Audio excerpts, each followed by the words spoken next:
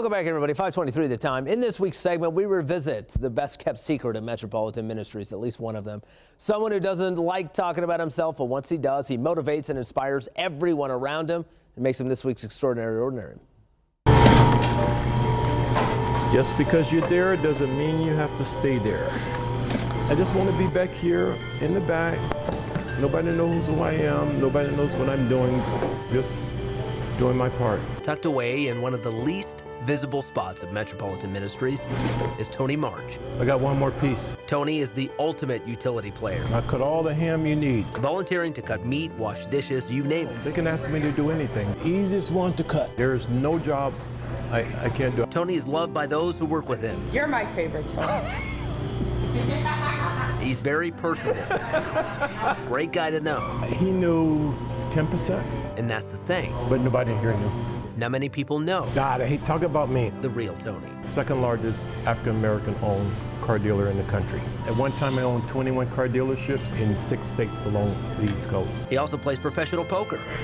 His success in dealerships has put him in the top 1%, so he donates his winnings to charity. Taking care of the least of these. It all comes back to charity. Are you doing enough for the least of these? The donated money, the donated time, the motivation all comes from a slice of Tony. Everybody knows I cry. Everybody see me cry. The least of Tony that we don't know until now. It's because I used to be one of them.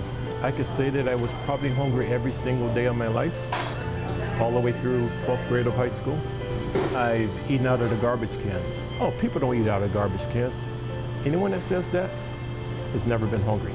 You know, the back of a restaurant, you know, someone ate half of a steak. Well,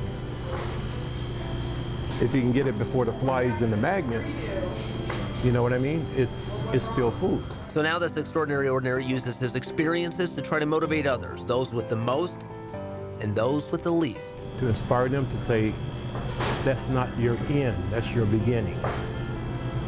Your end is what you can make it. And I want to inspire them to say, hey, here's a guy that used to be just like me, and look at his end. That's the other half of what I'm doing.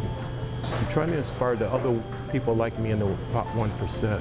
Whatever you do for the least of these brothers and sisters, you do for me.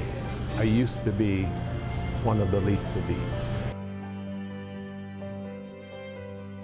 All right, since the story aired, he has made numerous volunteer trips around the world. He's also been recognized by the Sertoma Incorporated with the International Service to Mankind Award.